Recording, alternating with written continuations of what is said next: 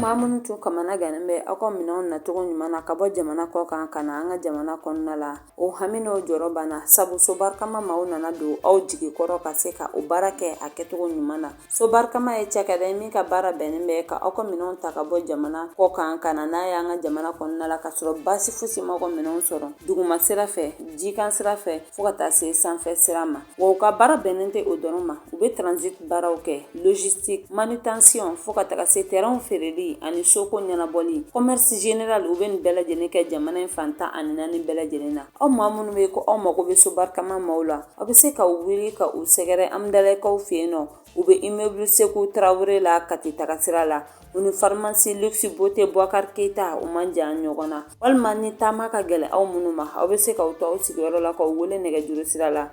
65 50 27 45 nanzarakan na 65 50 27 45 u ka nimero sabanan fana bɛ yen ni o ye 62 08 84 72 nanzarakan na 62 08 84 72 a y'aw jigi kɛ so barikama ye a tɛ fɔ aw jigi kɔ. Bi ye kari ye janvier kalo tile 11 san 2026 aw minnu sɔgɔlen bɛ aw ka jabaraniso mandi la an ka foli b'aw bɛɛ lajɛlen ka kɛɲɛ ni aw ka wagatiw cogoya ye an bɛ aw ladɔnniya ko nin ye aw ka kunnafoni wagati selen ye.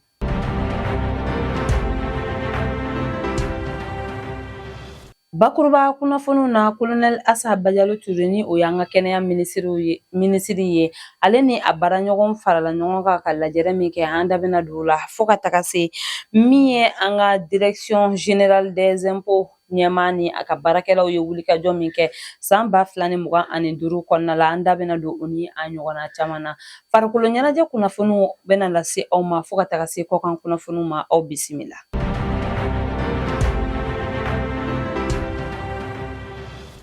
I n'a fɔ ladalako la min ye an ka kɛnɛya minisiriso cakɛda baarakɛlaw ye u bɛ fara ɲɔgɔn kan san o san ka u ka sankura foli ka u kɛ u ka ɲɛmaaba la ni o y'an ka kɛnɛya minisiri ye ɲinan ta kɛra jumadon janvier kalo tile 9 san 2026 a kɛnɛ kan min y'an ka kɛnɛya minisiri Colonel Major Assa Badialo Touré a yɛrɛ tun bɛ fo ka taga se a ka cakɛda baarakɛla caman ma min ye u ka comité syndical secrétaire général Dr Irene Jara ale ye kuma ta ka folikan kɛrɛnkɛrɛnnen lase an ka minisiri ma a ka wulikajɔ la a ye min bila sen kan san 2025 kɔnɔna la kɛnɛya sabatili ma ani fana a ye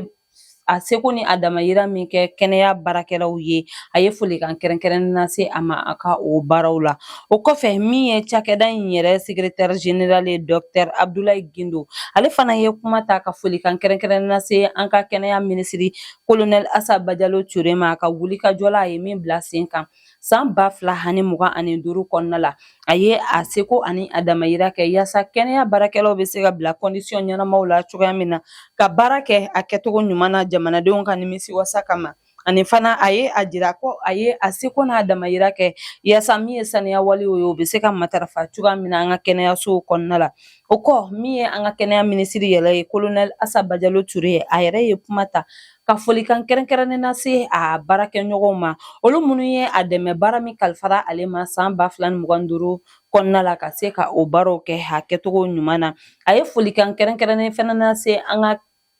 kɛnɛya baarakɛlaw ma olu minnu b'u seko n'u damayira kɛ yaasa jamanadenw bɛ se ka lafiya sɔrɔ cogoya min na kɛnɛya ko nasira fɛ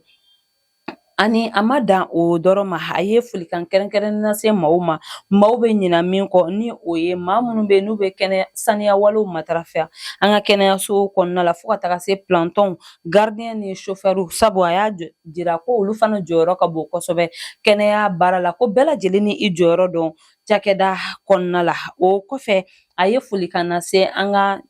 jamana ɲɛmaw ma olu minnu y'u seko n'u damayira kɛ kɛnɛya matarafali baaraw waleyali la an ka jamana kɔnɔna la sabula ko u y'u dɛmɛ cogo la ni nafolo kasabiw ye ni hakilinaw ye yaasa baara min kalifara olu kɛnɛya baarakɛlaw ma u bɛ se ka o kɛ a kɛcogo ɲuman na cogoya min na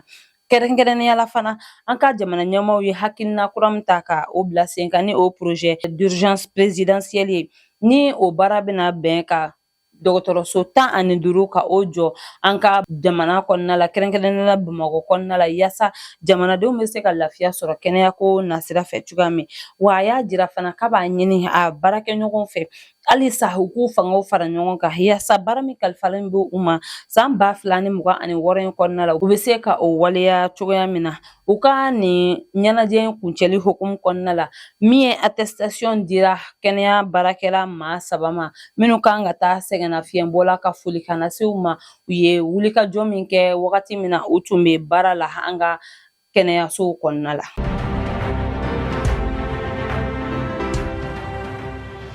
An ka impôt direction ba ni o ɲɛmaa ye Amadu Janka Fali ye ale ni a ka maaw ye wulikajɔ bila sen kan san 2025 kɔnɔna la ka se baara min kalifalen tun bɛ u ma ka se ka o kɛ fo ka tɛmɛ o yɛrɛ kan i n'a fɔ an ka jamana ɲɛmaaw kun ye a laɲini cogoya min na san 2025 kuncɛli hukumu kɔnɔna la nafolo kasabi dɔ kun ɲininen bɛ u fɛ san 2025 kɔnɔna la u ka baaraw bila sen kan yaasa u bɛ se k'o kɛ cogoya min a ka baara ɲɛdɔn cɛsiri ani a ka timinandiya kɔnɔna la ani a ka maaw sera k'u seko n'u damayira kɛ ka se ka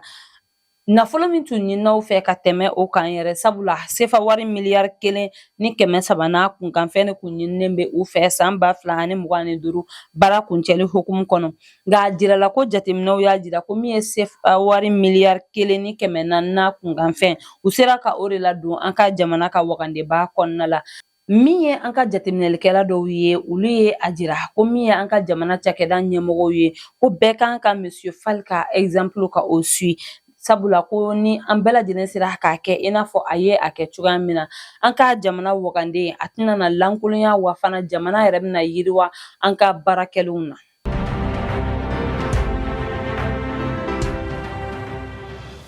Alamisadon janvier kalo tile 8 san 2026 Karanganakaw fɛ ni o bɛ Yoroso marabolo la min ye marifatigi jatigɛwale kɛbaga dɔw taara bi yenkaw kan ka o duguden ninnu fara ɲɔgɔn kan u ka misiri kɔnɔna la ka ɲini u fɛ ka sariya dɔw wajibiya o kan ni o ye ko u ka to ka jaga bɔ ani fana ko min ye u ka musow fana ye olu ka to ka burumisi don u kɛlen kɔ ka nin waleya kɛ u ye u kunda ŋaya kɔnɔna kan an bɛ wagati min na ko bibi in na tɛgɛ kɔni ma se ka kɛ nin maa kofɔlen ninnu na fɔlɔ.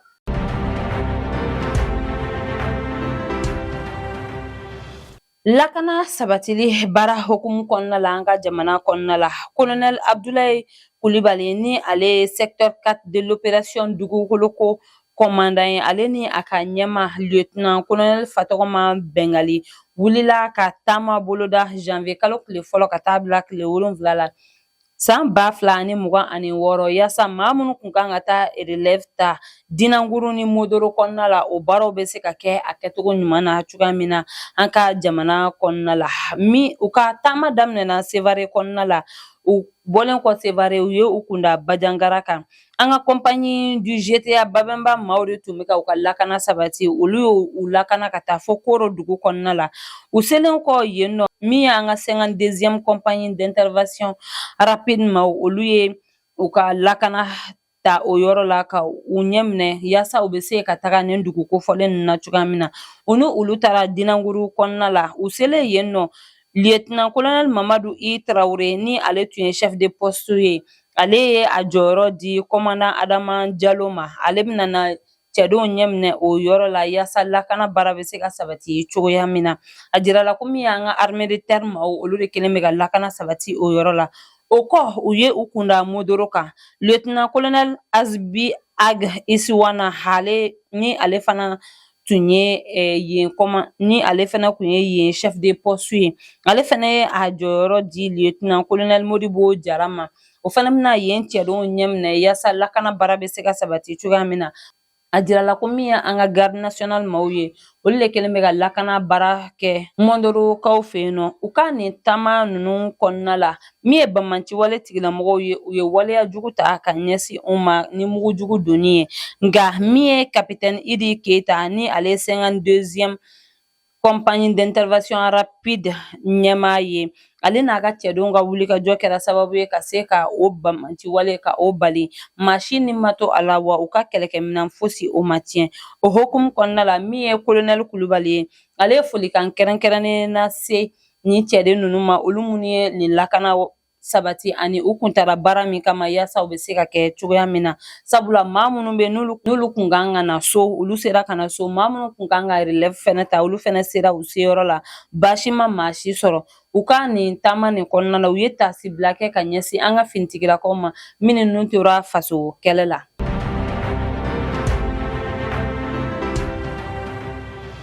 Sira min bɛ bɔ Gawo ka taa Wabariya jajugu dɔw bɛ an ka bɔlɔlɔsiraw sanfɛ k'a jira ko nin wagati laban ninnu kɔnɔna la ko ji kɛnɛ bɛ ka o sira in tigɛ ko maa si tɛ ka se ka boli a sanfɛ o hukumu kɔnɔ an ka direction régionale des routes maaw bɔra ka a jira ko kunnafoni ye kunnafoni lankolon ye sabula arabadon janvier kalo tile 7 san 2026 u ye maaw ci ka taa sira nin lajɛ sira nin bɛ cogoya min na ko o maaw ka jateminɛ kɔnɔna la ko u y'a jira ko ji fosi kelen tɛ ka sira in tigɛ wa ko maaw bɛ ka boli sira in ka bolicogo ɲuman na.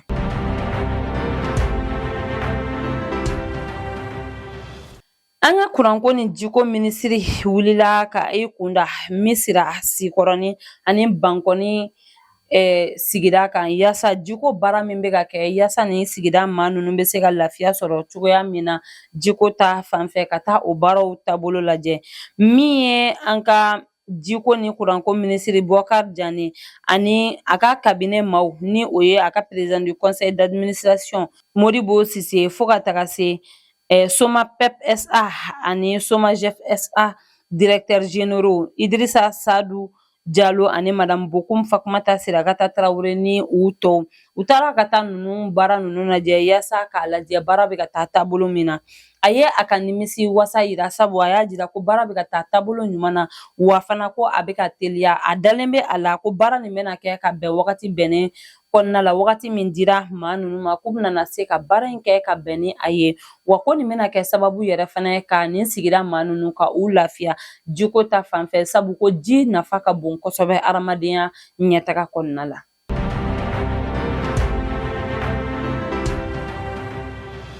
Jumadon janvier kalo tile 9 san 2026 Senegal dolancilaw ni Mali dolancilaw ye ɲɔgɔn sɔrɔ a kɛra sababu ye an Senegal dolancilaw ye sebaya sɔrɔ Mali ta kan ni 1 ani kanangolo ye o bi donna Iliman Ndiaye de fɛ miniti 28 kɔnɔna la wa Yves Bissouma ni o ye Mali capitaine ye ale labɔra carton rouge la yanni sɛgɛnnafiɲɛbɔ wagati cɛ min ye Senegal ale ni Côte d'Ivoire walima Egypte kan ka ɲɔgɔn sɔrɔ sibiri don demi-finale kɛnɛ kan wa min ye sufala fɛnɛ fɛ Maroc ni Cameroun olu fana ye ɲɔgɔn sɔrɔ Maroc ye sebaya sɔrɔ Cameroun kan ni 2 ani kanangolo ye olu tagara demi-finale la kaban.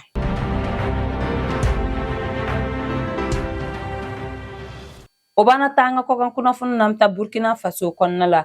ni wagati laban ninnu kɔnɔna la ka kɛɲɛ ni fanga dafiri min tun tara ka ɲɛsin Burkina Faso jamanakuntigi ma ni u ka finitigilakaw ka wulikajɔ kɛra sababu ye ka a bali u ye tɛgɛ kɛ u ka finitigilaka dɔ la ni o ye capitaine Kuli Jati Prosper ni ale bɛ baara kɛ armée de l'air la janvier kalo tile 2 san 2026 sɛgɛsɛgɛliw kɔnɔna la a y'a jira ko ale sen tun bɛ fanga dafiri in na wa ko min ye sefa wari miliyɔn 8 de dira ale ma yaasa a bɛ se cogoya min na ka nin baara in kɛ a y'a jira ko min ye miliyɔn 3 ye ale y'o bɔ wari in na ka miliyɔn 5 di maa wɛrɛ ma a balimakɛ Sawadogo Robert de tagara ni o ye wa a y'a jira fana ko maa min bɛ nin ko in bɛɛ lajɛlen kɔfɛ o ye Burkina Faso jamanakuntigi kɔrɔ lieutenant colonel Daminba ni ale bolilen bɛ ka taa Togo nin wagati in na ko o de bɛ ka fɛɛrɛw bɛɛ lajɛlen bila sen kan yaasa ka se ka capitaine Ibrahim Traoré ka a ka fanga dafiri a y'a jira ko maa wɛrɛw fɛnɛ sen bɛ a la ale kɔni tɛ o maa ninnu dɔn nka ko min ye lieutenant colonel Daminba ko a kelen pe dɔrɔn de bɛ o maa kofɔlen ninnu dɔn o hukumu kɔnɔna la a ye yafadeli kɛ ka ɲɛsin Burkina Faso jamanakuntigi fo ka taga se Burkinabew bɛɛ lajɛlen ani u ka finitigilakaw ka ɲɛmaaw bɛɛ lajɛlen na a ka waleya jugu la a filɛ ka min ta ka ɲɛsin a faso ma.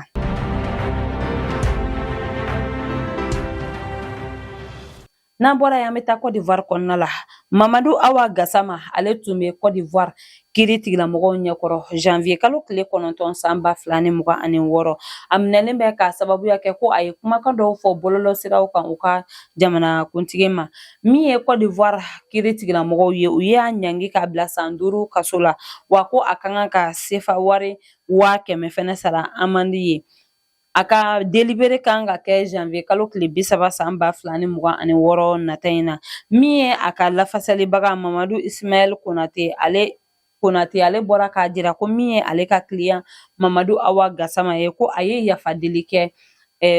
Côte d'Ivoire jamanakuntigi yɔrɔ yaasa a bɛ se ka yafa a ma cogoya min na.